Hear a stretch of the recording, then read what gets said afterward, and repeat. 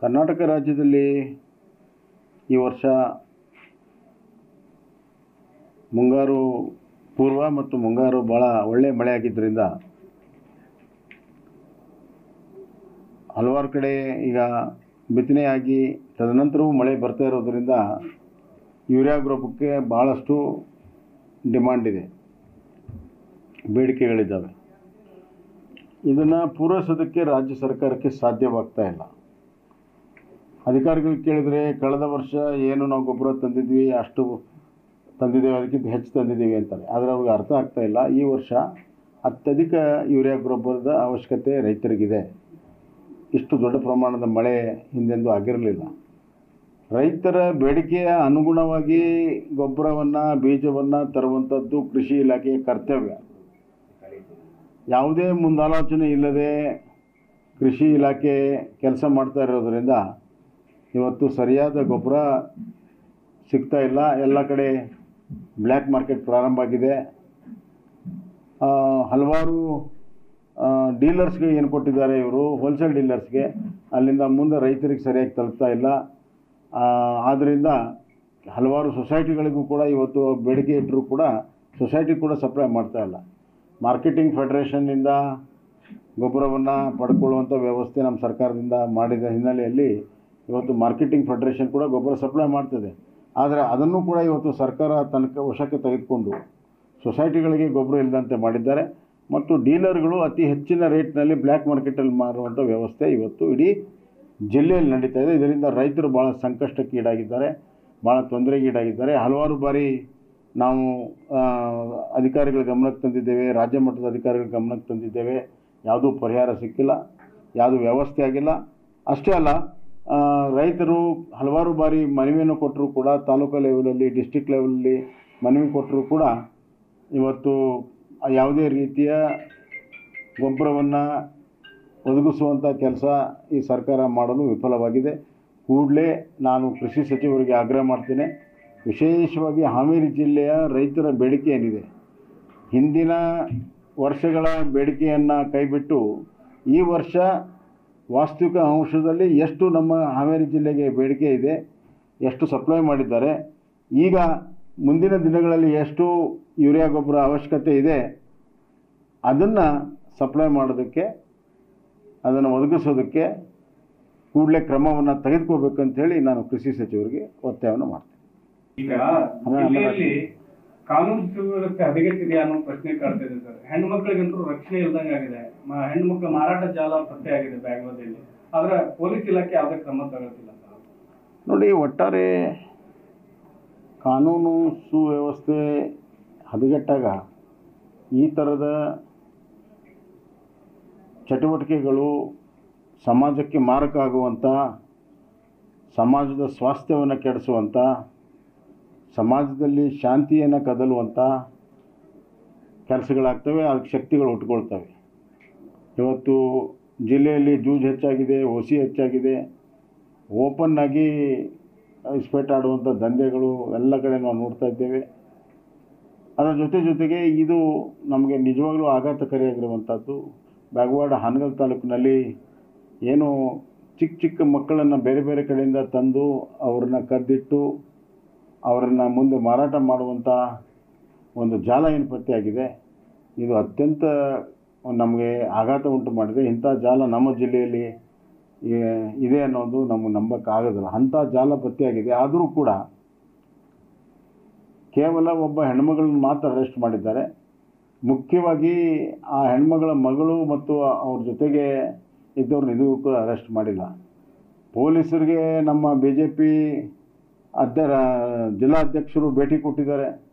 ಅಲ್ಲಿ ವಸ್ತುವಂಶವನ್ನು ತಿಳ್ಕೊಂಡು ಪೊಲೀಸರಿಗೆ ತಿಳಿಸಿದ್ದಾರೆ, ಅಧಿಕಾರಿಗಳಿಗೆ ತಿಳಿಸಿದ್ದಾರೆ. ಯಾವುದೇ ಕ್ರಮವನ್ನು ತೆಗೆದುಕೊಂಡಿಲ್ಲ. ನಮ್ಮ ಮಹಿಳಾ ಘಟಕದವರು ಅಲ್ಲಿ ಸ್ಟ್ರೈಕ್ ಮಾಡಿದ್ದಾರೆ. ಆದರೂ ಕೂಡ ಯಾರು ಮುಖ್ಯವಾಗಿ ದಂಧೆ ನಡೆಸ್ತಾರೋ ಅವರು ಇನ್ನೂ ಕೂಡ ಹೊರಗಡೆ ಇದ್ದಾರೆ. ಅದಕ್ಕೆ ಏನು ಕಾರಣ? ಪೊಲೀಸರು ಯಾಕೆ ಅವ್ರ ಜೊತೆಗೆ ಶಾಮೀಲಾಗಿದ್ದಾರೆ? ಕೂಡಲೇ ಕ್ರಮ ತೆಗೆದುಕೋಬೇಕು. ಪೊಲೀಸ್ ವರಿಷ್ಠಾಧಿಕಾರಿಗಳು ಇದರಲ್ಲಿ ತಾವೇ ಸ್ವಂತ ಮುತುವರ್ಜಿ ವಹಿಸಿ ಆ ಸಂಬಂಧಪಟ್ಟ ಯಾವ ಹೆಣ್ಮಗಳಿದ್ದಾಳೆ ಅವಳನ್ನ ಒಳಗಡೆ ಹಾಕಿ ವಿಚಾರಣೆಯನ್ನು ಮಾಡಬೇಕಂತೇಳಿ ನಾನು ಒತ್ತಾಯವನ್ನು ಮಾಡ್ತೀನಿ. ಈ ಥರ ಅಂತಾರಾಜ್ಯ ಜಾಲ ಇಲ್ಲಿ ಪ್ರಾರಂಭ ಆದರೆ ಬರುವಂಥ ದಿನಗಳಲ್ಲಿ ನಮ್ಮ ಹೆಣ್ಮಕ್ಳ ಸುರಕ್ಷತೆ ಏನು ಪ್ರಶ್ನೆ ಏನು? ಹೆಣ್ಮಕ್ಳು ಸ್ಕೂಲ್ ಕಾಲೇಜ್ ಹೋಗ್ತಾ ಇರ್ತಾರೆ, ಹಾಸ್ಟೆಲ್ಗಳಲ್ಲಿದ್ದಾರೆ ಭಾಳಷ್ಟು ಜನ. ಎಲ್ಲಕ್ಕಿಂತ ನಮಗೆ ಆಶ್ಚರ್ಯ ಆಗಿರುವಂಥದ್ದು, ಯಾವ ಜಾಲ ಆಗುವಂಥ ಮನೆ ಏನಿದೆ ಅದರ ಎದುರುಗಡೆನೇ ಅಂಗನವಾಡಿ ಇದೆ. ಮಹಿಳಾ ಮತ್ತು ಮಕ್ಕಳ ಕಲ್ಯಾಣ ಇಲಾಖೆ ಏನು ಮಲ್ಕೊಂಡಿದೆಯಾ? ಏನು ಮಾಡ್ತಾಯಿದೆ? ಯಾಕೆ ಕಂಪ್ಲೇಂಟ್ ಕೊಟ್ಟಿಲ್ಲ? ಎಲ್ಲ ನಡೆದು ಗೊತ್ತಿದ್ದರೂ ಕೂಡ, ಅವ್ರು ಕಣ್ಣಿದ್ರೆ ನಡೀತಾ ಇದ್ದರೂ ಕೂಡ ಯಾಕೆ ಕಣ್ಣು ಮುಚ್ಕೊಂಡು ಕೂತಿದ್ದಾರೆ? ಆದ್ದರಿಂದ ಇಂಥ ಮೂಲ ಪ್ರಶ್ನೆಗಳು ಇದಕ್ಕೆ ಹುಡ್ತದೆ. ಕೂಡಲೇ ಸರ್ಕಾರ ಎಚ್ಚೆತ್ತು ಕ್ರಮ ತೆಗೆದುಕೋಬೇಕು. DC ಅವರು ಕೂಡ ಇದರಲ್ಲಿ ಕೂಡಲೇ ಮಧ್ಯಪ್ರವೇಶ ಮಾಡಿ ಕೂಡಲೇ ಆ್ಯಕ್ಷನ್ ತಗೋಬೇಕು. ಸರಿ, ಹಾನಗಲ್ಲಲ್ಲಿ ನಡೆಯುವಂಥ ಪ್ರಕರಣಗಳಲ್ಲಿ ಗ್ಯಾಂಗ್ ರೇಪ್ ಆಗಿರ್ಬೋದು, ಈಗ ಮಕ್ಕಳ ಮಾರಾಟ ಜಾಲ ಆಗಿರ್ಬೋದು, ಇವೆಲ್ಲವೂ ಹಾನಗಲ್ಲಲ್ಲಿ ಜಾಸ್ತಿ ನಡೀತದೆ. ಇದಕ್ಕೆ ಕುಮ್ಮಕ್ಕು ಆ ಶಾಸಕರು ಕೊಡ್ತಾ ಇದ್ದಾರೆ ಅನ್ನುವಂಥ ಕೆಲವೊಂದು ಬರ್ತದೆ. ಈಗ ಹೆಣ್ಮಕ್ಳಿಗಂತ ಗೋವುಗಳಿಗೂ ರಕ್ಷಣೆ ಇಲ್ಲದಂಗೆ ಆಗಿದೆ ಹಾನಗಲ್ಲಲ್ಲಿ ಈಗ. ಅಲ್ಲ, ಅದ್ರ ಬಗ್ಗೆ ನಾನು ಮಾಹಿತಿ ಇಲ್ಲ. ಆದರೆ ಇಷ್ಟು ಮಾತ್ರ ನಿಜ, ಇಡೀ ಜಿಲ್ಲೆಯಲ್ಲಿ ಇವತ್ತು ಒಂದು ರೀತಿಯಲ್ಲಿ ಯಾರಿಗಿದೆಯಪ್ಪ ರಕ್ಷಣೆ? ಇಡೀ ಜಿಲ್ಲೆಯಲ್ಲಿ ಪೊಲೀಸರಿಂದ ಯಾರಿಗೆ ರಕ್ಷಣೆ ಇದೆ ಅಂತಂದರೆ, ಯಾರು ಕಳ್ಳರಿದ್ದಾರೆ ಅವ್ರ ರಕ್ಷಣೆ ಇದೆ, ಯಾರು ಇಸ್ಪೇಟ್ ಆಡಿಸ್ತಾರೆ ಅವ್ರ ರಕ್ಷಣೆ ಇದೆ, ಯಾರು OC ಬರ್ಕೊಳ್ತಾರೆ ಅವ್ರ ರಕ್ಷಣೆ ಇದೆ, ಯಾರು ಕಾನೂನು ಬಾಹಿರ ಚಟುವಟಿಕೆಗಳನ್ನು ಮಾಡ್ತಾರೆ ರಕ್ಷಣೆ ಇದೆ. ನಮ್ಮ ಪೊಲೀಸರು ತಳ ಹಂತದಲ್ಲಿ ಯಾರಾದರೂ ಗಂಭೀರವಾಗಿ ಅಲ್ಲಿ ಲೋಕಲ್ಲಾಗಿ ಬಡದಾಡಿದರೆ, ಯಾರು ಗುಂಡಾಗಿರಿ ಮಾಡಿರ್ತಾರೋ ಅವ್ರನ್ನ ತೊಗೊಂಡು ಬಂದರೆ 2-3 ತಾಸಲ್ಲೇ ಅವ್ರು ಬಿಡುಗಡೆ ಆಗ್ತಾರೆ. ಗುಂಡಾಗಳು 2-3 ತಾಸಲ್ಲೇ ಬಿಡುಗಡೆ ಆಗ್ತಾ ಇದ್ದಾರೆ, ಕೂಡಲೇ ಫೋನ್ ಬರ್ತವೆ. ಆದ್ದರಿಂದ ಪೊಲೀಸ್ ವರಿಷ್ಠ ಅಧಿಕಾರಿಗಳು ರಾಜಕೀಯ ಒತ್ತಡಕ್ಕೆ ಮಣಿಯದೆ ಇದು ಕ್ರಮ ತೆಗೆದುಕೋಬೇಕು. ಇಲ್ಲದ್ರೆ ಇದಕ್ಕೆಲ್ಲದಕ್ಕೂ ಹೊಣೆ ಪೊಲೀಸ್ ವರಿಷ್ಠ ಅಧಿಕಾರಿಗಳು ಅಂತ ಹೇಳಕ್ಕೆ ಇಚ್ಛೆಪಡ್ತೀನಿ. ಸರ್, ಗ್ಯಾಂಗೇಜ್ ಪ್ರಕರಣ ಅಷ್ಟು ಸದ್ದು ಮಾಡ್ತಾರೆ ಸರ್, ಅದನ್ನ ಮುಚ್ಚಾಕು ಅಂದ್ರೆ ರಾಜ್ಯ ಕಾಂಪ್ರಮೈಸ್ ಲೆಕ್ಕಕ್ಕೆ ಬಂದಿದೆ ಸರ್. ಇದ್ರ ಬಗ್ಗೆ ಏನಾದರೂ ಪೊಲೀಸರೇ ಕಾಂಪ್ರಮೈಸ್ ಮಾಡ್ತಾ ಇದ್ದಾರೆ ಅಂತ ಸುದ್ದಿ ಕೇಳಿ ಬರ್ತಾ ಇದೆ.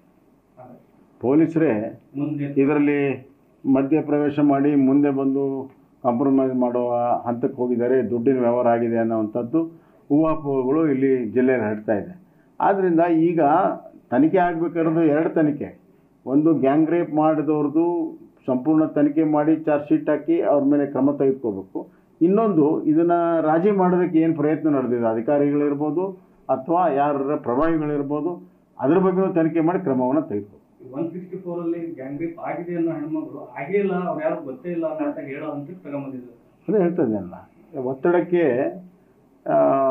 ಈ ಹೆಣ್ಮಕ್ಳ ಮೇಲೆ ದೊಡ್ಡ ಪ್ರಮಾಣದ ಒತ್ತಡ ಹಾಕಿ ಮಾಡ್ತಾ ಇದ್ದಾರೆ. ಅದರಿಂದ ಫಸ್ಟ್ ಯಾರು ರಾಜಿ ಮಾಡ್ತಾ ಇದ್ದಾರೆ ಅವ್ರ ಮೇಲೆ ಕ್ರಮ ತೆಗೆದುಕೊಂಡ್ರೆ ಇವೆಲ್ಲವೂ ಕೂಡ ನಿಲ್ತದೆ. ಸರ್, ಗ್ಯಾಂಗ್ ರೇಪು, ಇನ್ನೊಂದು ಕಡೆ ಅಕ್ರಮ ಮಕ್ಕಳ ಮಾರಾಟ ಜಾಲ, ಹಾಲಿನ ಪುಡಿ 8,000 kg ಹಾಲಿನ ಪುಡಿನ ಅಂಗನವಾಡಿ ಕೊಡೋ ಮಕ್ಕಳದು ಅದ್ರದ್ದು ಲೆಕ್ಕನೇ ಇಲ್ಲ ಸರ್. ಇನ್ನು ಆ CDPOನ ಶಿರ್ಸಿಗೆ ಟ್ರಾನ್ಸ್ಫರ್ ಮಾಡ್ತಾರೆ ಸರ್. ಅದನ್ನು ಕೇಳಿದ್ರೆ ಏನಂತಾರೆ, ಅವ್ರು ಸ್ಟೇ ತಗೊಂಬಂದ್ಬಿಡ್ತಾರೆ, ಸ್ವತಃ ಶಾಸಕರು ಹೇಳ್ತಾರೆ ಸ್ಟೇ ತಗೊಂಬಂದ್ಬಿಡ್ತಾರೆ, ಹಿಂಗಾಗಿ ಅವ್ರನ್ನ ಟ್ರಾನ್ಸ್ಫರ್ ಮಾಡಿದ್ವಿ, ಮತ್ತೆ ಸ್ಟೇ ತಗೊಂಡು ಶುರು ಮಾಡ್ತಾರೆ. ಇದಕ್ಕೇನು ಸರ್ ಪರಿಹಾರ? ಹಂಗಂದ್ರೆ ಈಗ ನಮ್ದು ಪ್ರಶ್ನೆ ಅಷ್ಟೇ, ಟ್ರಾನ್ಸ್ಫರ್ ಆದವ್ರು ಹಳ್ಳಿಲಿ ಟ್ರಾನ್ಸ್ಫರ್ ಆಗೋದಿಲ್ಲ ಅಂತ ಏನು ಗ್ಯಾರಂಟಿ ಕೊಡ್ತಾರ? ನಿಮ್ಗೆ ಆ ವಿಶ್ವಾಸ ಇದೆ ಸರ್, ಇರ್ಬೋದ? ಅಲ್ಲ, ನನಗೇನಂದರೆ ಸಿದ್ದರಾಮಯ್ಯನ ಅನ್ನುವಂಥ ಹಿರಿಯ ರಾಜಕಾರಣಿ 5 ವರ್ಷ ಈಗಾಗಲೇ ಆಡಳಿತ ಮಾಡಿದ್ದಾರೆ.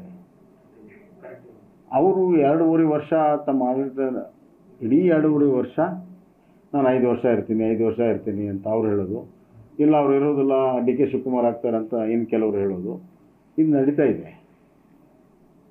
ಸಿದ್ದರಾಮಯ್ಯ ಅವರು ಎಷ್ಟು ಬಾರಿ ನಾನು 5 ವರ್ಷ ಇರ್ತೀನಿ ಅಂತ ಹೇಳ್ತಾರೆ, ಅಷ್ಟು ಅವರ ಮುಂದುವರಿಕೆ ದೊಡ್ಡ ಪ್ರಶ್ನೆ ಚಿಹ್ನೆ ಬರ್ತದೆ. ಅವ್ರು ಮುಂದುವರಿಯೋದಿಲ್ಲ ಅನ್ನುವಂಥ ಭಾವನೆ ಬರ್ತದೆ. ಯಾವ ಮುಖ್ಯಮಂತ್ರಿ ಮುಂದುವರಿತಾನೆ ಅನ್ನೋದು ವಿಶ್ವಾಸ ಇರ್ತದೆ, ಆವಾಗ ಈ ಪ್ರಶ್ನೆ ಬರೋದಿಲ್ಲ. ಕಳೆದ ಅವಧಿಯಲ್ಲಿ ಈ ಪ್ರಶ್ನೆ ಬಂದಿರಲಿಲ್ಲ, ಈಗ ಬಂದಿದೆ. ಯಾವಾಗ ಇವರು ಮುಖ್ಯಮಂತ್ರಿ ಆಯ್ಕೆ ಆದರೂ ಅಲ್ಲೇ ಮೊಳಕೆ ಹೊಡೆದಿದೆ 2.5 ವರ್ಷಕ್ಕೆ ಇದೆ ಅನ್ನೋದನ್ನು.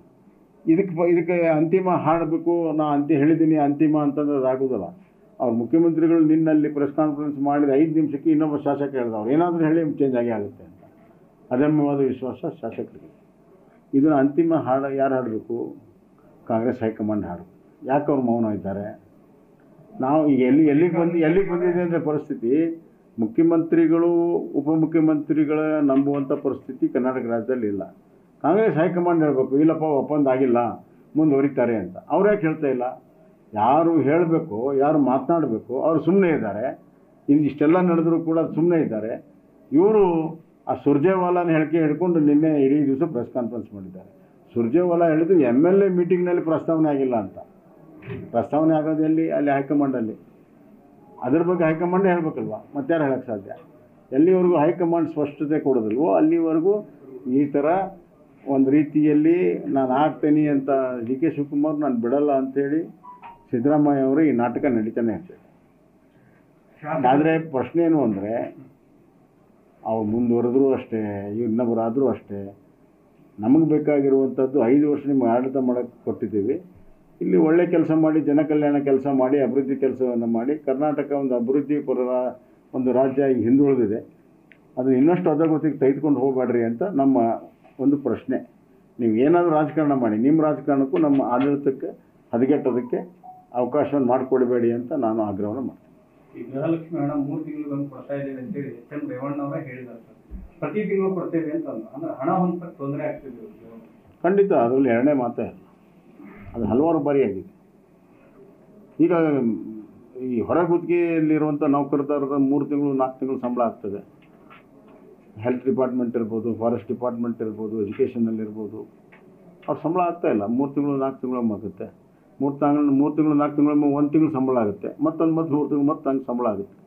ಹಣ ಹೊಂದಿಸೋದು ಈ ಸರ್ಕಾರದಿಂದ ಸಾಧ್ಯ ಆಗ್ತಾ ಇದೆ.